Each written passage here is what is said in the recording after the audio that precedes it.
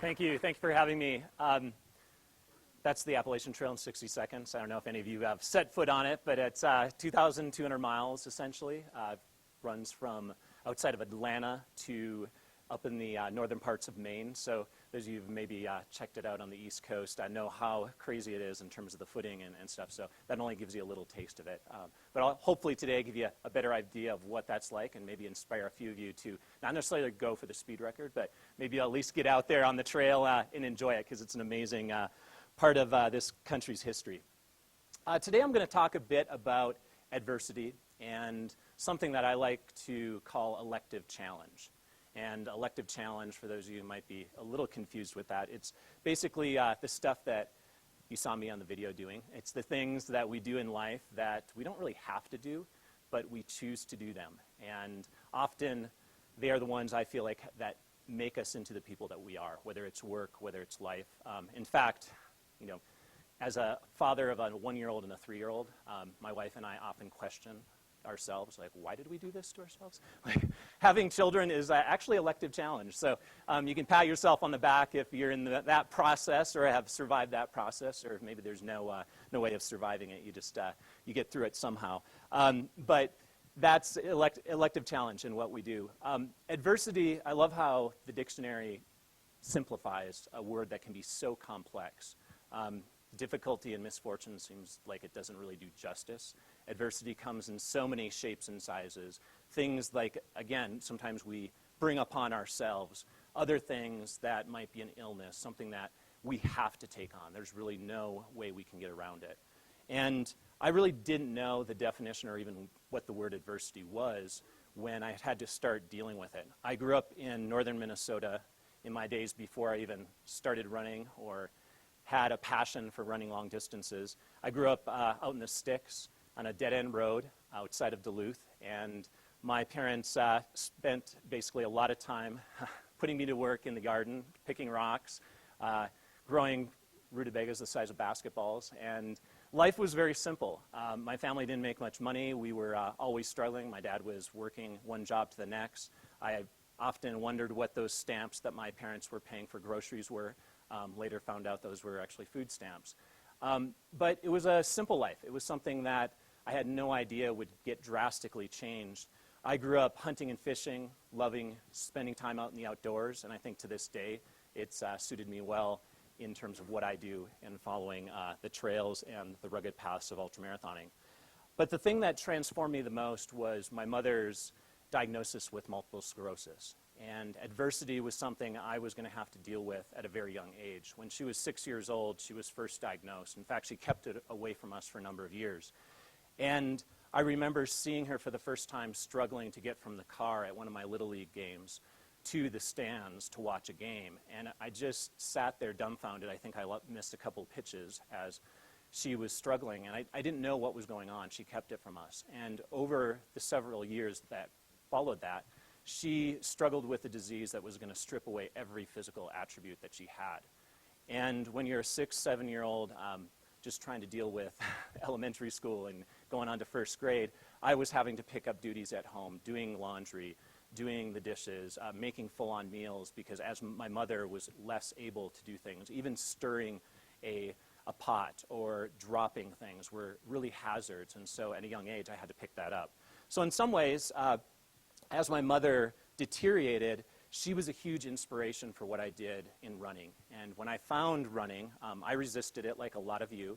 At the same time, she was in a wheelchair in a nursing home, having difficulties with, and I know it's not a pleasant picture of a mother, but I bring that up because life is rough and adversity hits us hard.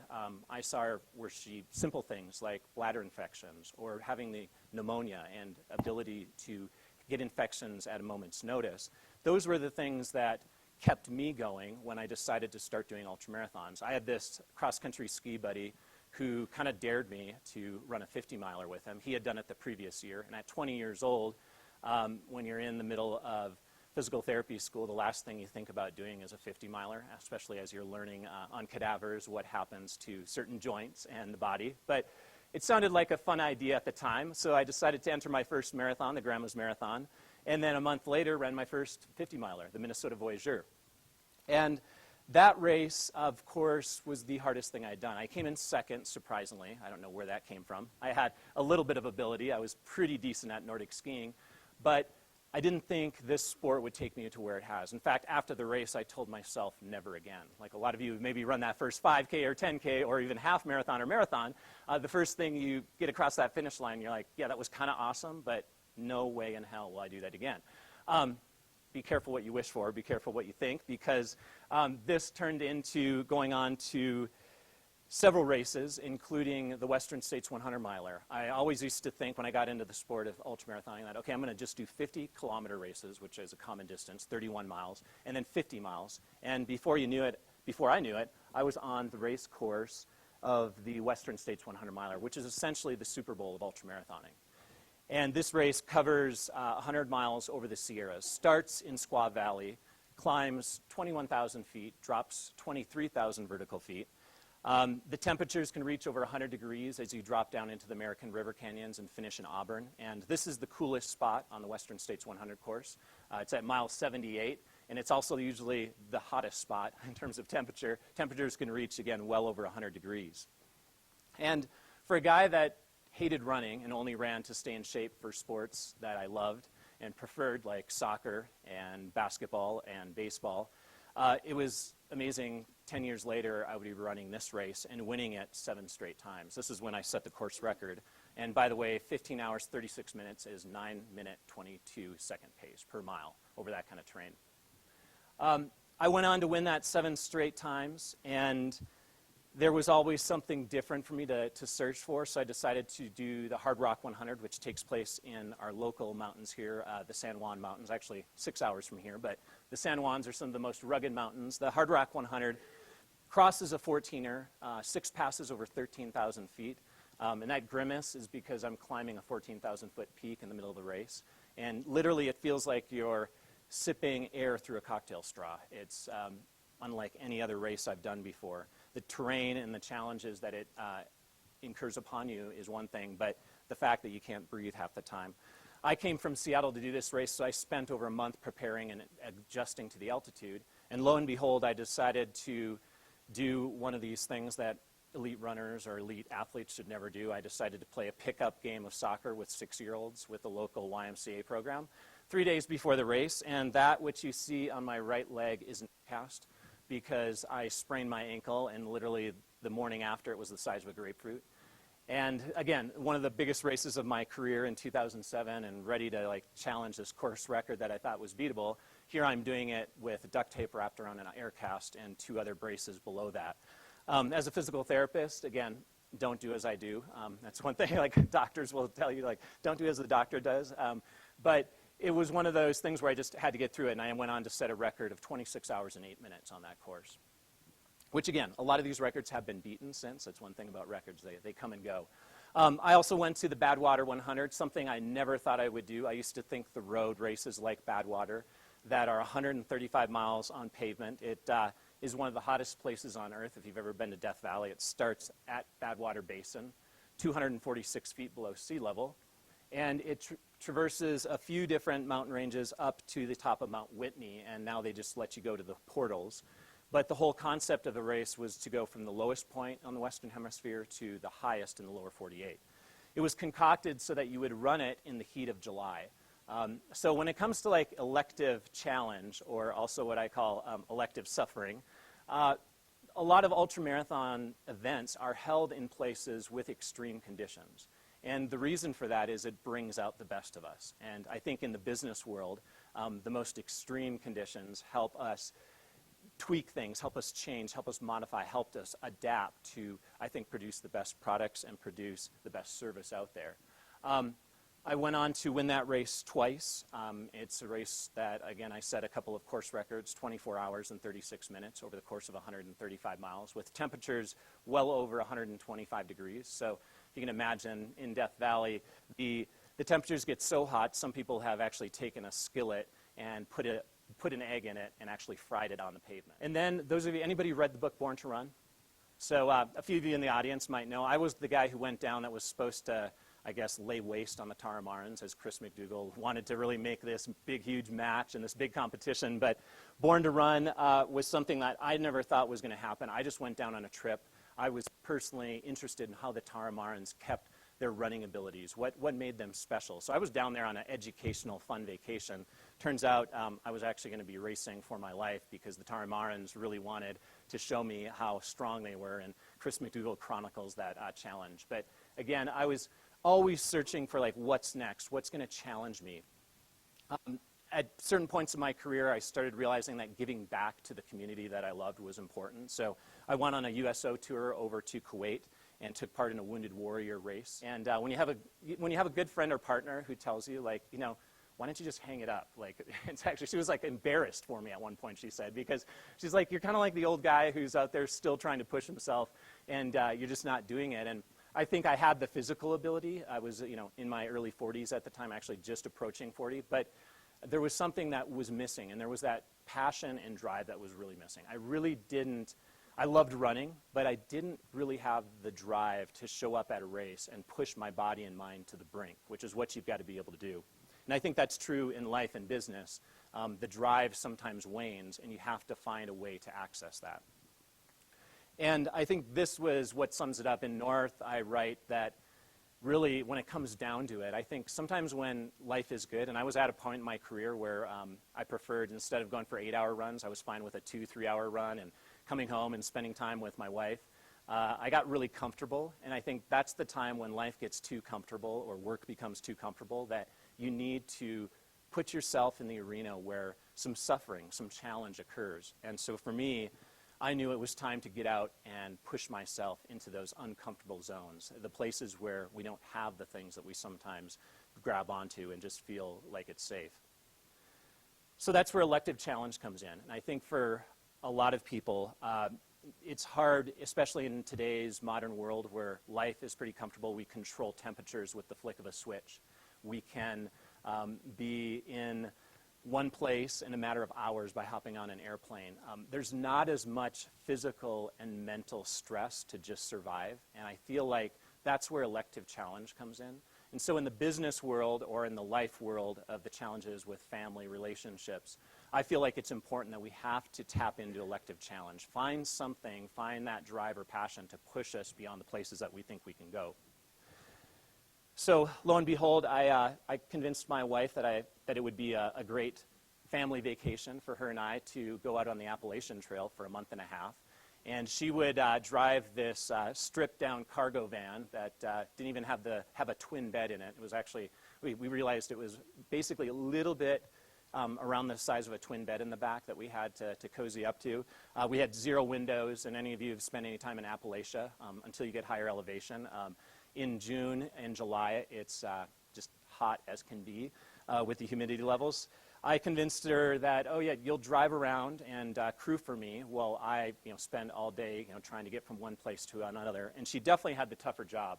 I know when I billed it as a family vacation, she was somewhat on board because she had done a lot of climbing, a lot of running herself. She was really into spending time out in the outdoors.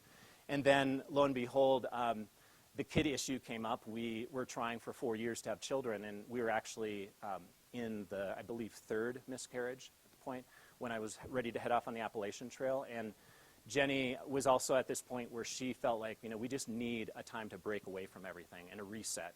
And the way that we reset best is to go out into the woods and into the mountains. Again, we didn't really think we were going to encounter everything that we did. So be careful, again, sometimes it's better not to know what's coming, I think, and with this trip, it definitely was. We started off knowing a fair bit about the Appalachian Trail, but again, it's a really big endeavor. So for those of you who are thinking about or hopefully get inspired to push yourself in work, your passions, whatever it is, hobbies, I think it's important to really think big. A lot of times we have these boxes that we hope to check off someday, these things that we dream about doing, but often they don't get checked. The boxes kind of stay there because they seem so big, so grandiose. They seem so big and on a scale that's just unattainable. So I think it's great to think big, but I think you've got to go. You've got to set off. And one of the biggest things is to go now. I don't have to tell this probably to folks involved in the real estate market because everything happens so fast. And in the investment space, it seems like, I don't have to tell you what the time is now. If you're not on it and doing things right away, things pass by. But a lot of times I think in life we can get caught in a rut where we don't do things. And for my wife and I, it was one of those things where life is short, we've got to do this now. And I think sometimes we think we've got plenty of time, and there's just not enough time. So do it now. This one seems like a really bad piece of advice, and I love showing this one because hopefully it wakes up the audience at this point. But you've got to go backwards sometimes. I had a buddy of mine call me up on the way. I was driving across St. Louis at the time, and we had just seen the arches, and we're going across, and my buddy Carl picks up the phone, and my buddy Carl, Speed Goat, and if you read North, you'll read about Speed Goat. He's just entertaining. Even if you're not a runner, you'll get a kick out of this guy. He calls me up, and he's like, first off, why didn't you tell me? Because my buddy Carl had tried to set the record twice before. He had gone just like everyone else. So the records previously set the past 3 times were all set going southbound. So they started in Maine, got all the bad, nasty, well, not all the bad. There's a lot of bad stuff in the south. But the worst of the terrain is actually up in the northeast, New Hampshire, Vermont, Maine. And so the theory was at the time that you should go southbound to set records. Well, he calls me up and he's like, well, first off, why didn't you call me? Secondly, you're going backwards. Because I told him, well, I'm going to start in Georgia and go north, because I was transfixed with a couple of books. One, The Walk with Spring, the first through hiker. He decided to go and just start in Maine. And by the way, people who through hike the trail take 6 to 9 months to do it. So to do it in a month and a half seems like sacrilege, and not really the whole experience. But my theory was I wanted to still experience that through hiker vibe, and I wanted to start from the south and go north. Plus, if you're on top of Springer Mountains, it's nothing like Katahdin. You saw Katahdin in the video. That's the last peak that I topped out at. The finish on Katahdin is amazing. So for aesthetic reasons, for being able to hang out with through hikers, I wanted to go north. And I think this is where, sometimes in life or in work, whatever passion you have, sometimes think outside of the box and go backwards. It's very easy to kind of follow that same path and go that same trajectory. And often we don't think about, okay, what's going to keep me motivated? I knew out on the trail getting to Katahdin was going to be a constant motivator. And I don't think I would have that same motivation going southbound. So for me, it was this aesthetic thing that really drove me each and every day. And I feel like you've got to find those things, because when you're in the trenches in life or on the Appalachian Trail, you've got to have a lot of good reasons to that why question, or you will not get to where you need to go. That's actually the trail up in Maine. So this is part of the hardest mile. And backpackers, and myself included, it took me an hour and a half to go 1 mile. And the video that we showed didn't show everything, of course, in Mahoosic Notch, but this place is crazy. Backpackers throw their backpacks over rocks and push them through crevices, and you're literally on top of boulders, down underneath boulders. It's really kind of crazy. It's like a devil's jungle gym. It's really not a fun place. A week into the trail, 350 miles, I was injured in both legs. And I knew I was going to get injuries. As a physical therapist, there was no way of avoiding 100% of the injuries I had. But I never thought I would endure the pain that I've experienced a lot of pain in my life on the trail. And the pain that I endured on the Appalachian Trail was to the point where I just thought it was over. A week in, I had basically patellofemoral syndrome in my left knee. Felt like a dentist was drilling into my kneecap with one of their drilling tools. On my right, I had a quadricep tear that was basically as if somebody was taking a really dull butter knife to it and just cutting it perpendicular to the muscle fibers. And I just started thinking to myself, there's no way I'm going to be able to get through this. I can't even limp right now. How am I going to get myself down the trail? And so I wouldn't suggest not preparing completely, but again, I kind of want to wake you up on my advice on don't prepare. I think there's sometimes a real motivator when it gets hard, when you're in a really tough situation. It's nice to have that newness around each corner, something motivating you versus knowing every inch of what might happen. It also messes with you too. My buddy Carl, he constantly psyched himself out multiple times on the trail where he quit when he physically probably could have gone on, but he knew what was ahead of him. And I think knowing what's ahead of you sometimes is not a good thing mentally. So the don't prepare part is really don't always think everything through. Don't feel like you've got to know every inch of something. Challenging relationships. This is something, whether it's business relationships, family, friends. Being on the Appalachian Trail with your spouse is probably a recipe for divorce or divorce court or heading towards divorce court, because it's not something most people would want to do. Having your partner deal with the constant daily struggles, dealing with the things that you might encounter. And so having somebody who can get you through that, I think, is important. But challenging relationships is something that can be a little scary. I have friends who are like, my partners don't even come on. And these are female friends who are like, no, I leave my husband at home. Like, I don't want them crewing for me or pacing for me. It just doesn't work. And I feel like having that friendship or that business relationship where you challenge it and push it a little bit more is really rewarding. My wife and I came to blows multiple times, of course, out on the trail. But after we came out of it, so much better, so much healthier, and just really learned a lot about each other. Things we probably would never have learned unless we had done 50 miles a day on the Appalachian Trail. And she's like, washing my, dirty underwear and like running shorts in the middle of a parking lot somewhere and trying to find food in the middle of nowhere for me. So true love can come in all kinds of places. This is an ugly picture, but I wanted to show you how uncomfortable things got out there.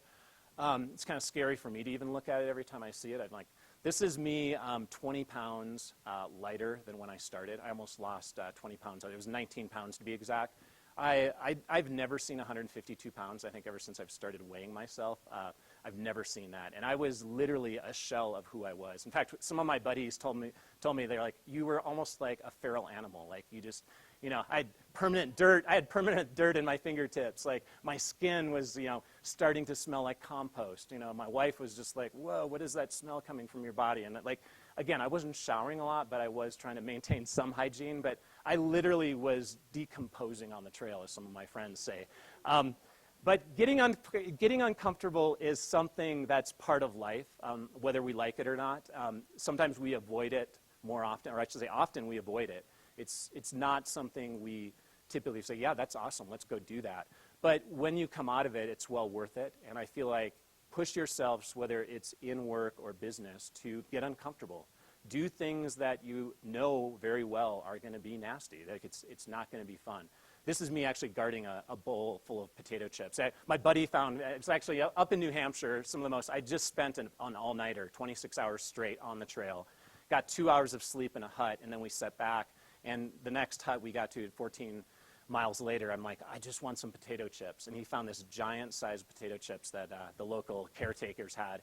And it was the best bag of potato chips I've ever experienced. And I'm like guarding them for my life there. So multiple times throughout the trail. So I had a tracker going, and anybody who followed this could check online where I was at any point. It was a little scary thinking about my wife being out on the trail, and like people knew where we were all the time. It was something I wanted to do, to leave basically a breadcrumb trail, so that documenting and people knew that I actually covered the distance.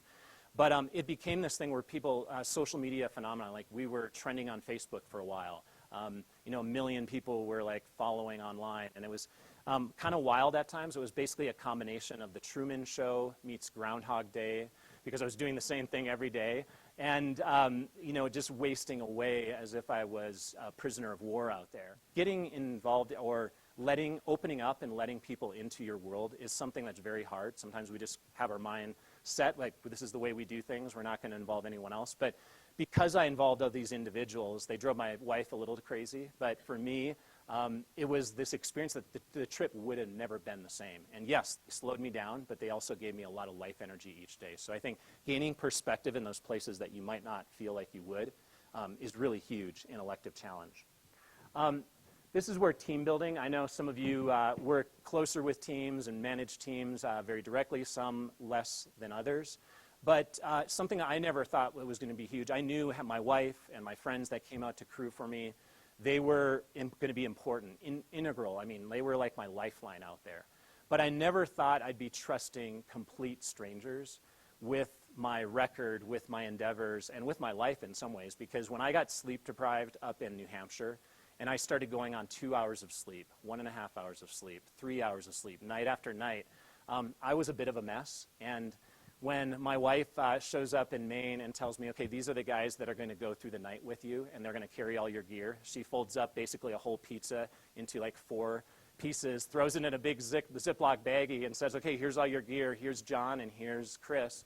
they're joining you. And I'm just like, wait, where's everyone going? Like, what happened to my buddy Timmy? What happened to all these people? And often, it's great to have that A-team, that team that you trust, but having new individuals or newbies out there is something that is really rewarding. And I know it's really against game day philosophy if you're a coach. Like, you don't mess up the starting line. You don't mess up, if you're somebody in the military, you definitely don't want to switch platoons when you're going into one of the most important battles. And at the most important time, when I told myself in Maine that it's over, here I'm headed off with two strangers and entrusting them to get me from point A to B, and also just knowing psychologically what I'm going to be needing for motivation. But again, these individuals, total strangers, now they're some best friends of mine. So I think it's really hard, again, to let people in who you might not want to, but mixing the team up is really important. Oh, somehow I didn't mean to do that, but we're on to the last slide here.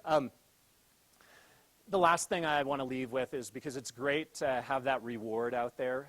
For me, it wasn't monetarily something that my sponsors were saying, okay, Scott, we want you to set a record on the Appalachian Trail. It was something I chose to do. I've been working with partners and sponsors for a long time, such as Brooks and Cliff Bar, but they weren't telling me, hey, you got to do this Appalachian Trail. So it wasn't a big monetary reward at all.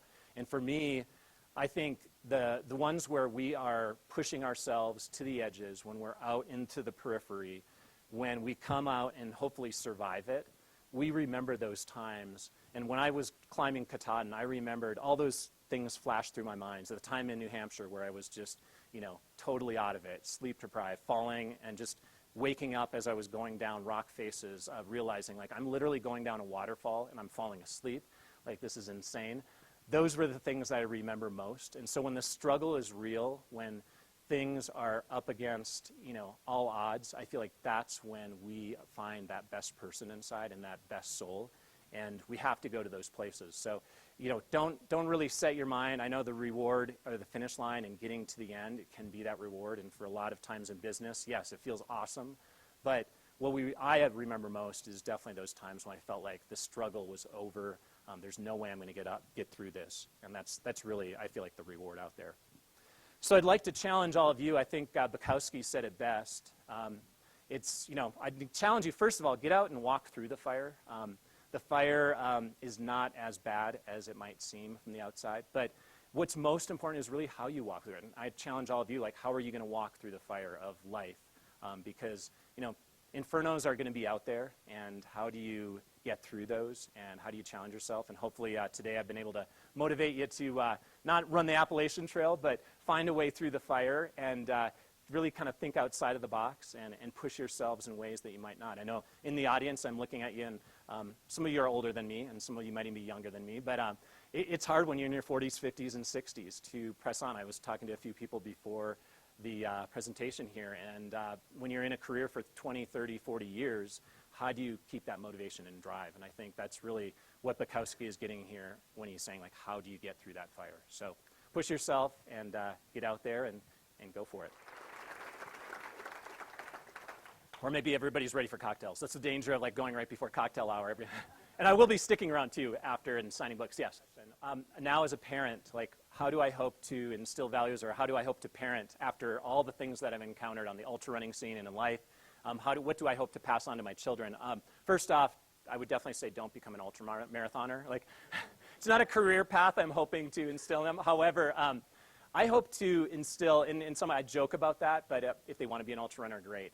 My 3-year-old, or no, she's not even 3 yet, and she's, like, obsessed with her bike, and she was pedaling a pedal bike without training wheels at 2.5, and all these people are like, I take her out skiing, and I do all these things, partly because I just want her to be able to do these things when so I hope to instill in them values of challenging themselves. And I don't care if it's, music, or if it's, sport, or if it's whatever career path they want to follow, or nonprofit work, but I just hope to instill in them these ideas of really challenging yourself and going after it. That's why I'm not going to put them through college. I'm going to give them a around the world plane ticket and some other things. That's what I at least say. All my friends are like, oh no, you'll be paying for college. But one of my things is, like, I hope that, they find their, like, career and their passion through other means. And for me, I would never in a million years, again, have thought when I was in high school, I wanted to be a game warden.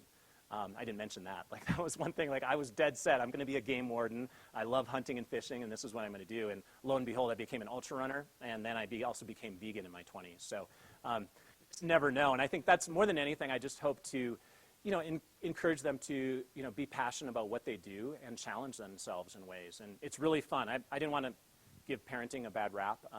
But right now we're really in the tough phase, but there's a lot of amazing moments too and rewarding things. And I think, watching them learn certain things and grow and just, it's amazing what they pick up. And so I just hope to keep it fun and keep it light. So I definitely don't want them competing in alpine skiing or things that I have to drive around for. My father, when he said I couldn't play hockey, and in northern Minnesota, if you don't play hockey, it's like something's wrong with you. And I dreamed of it, but my dad was like, I'm not driving you to practice, every weekend in tournaments. And so, hopefully I can still maintain some of my passions in between. So, and just passing that on. So, I'm all for through hiking and around the world plane trips. How did I get through those dark moments? And there's a lot. In fact, every day there were like ebbs and flows. Points where I'm like, this is stupid.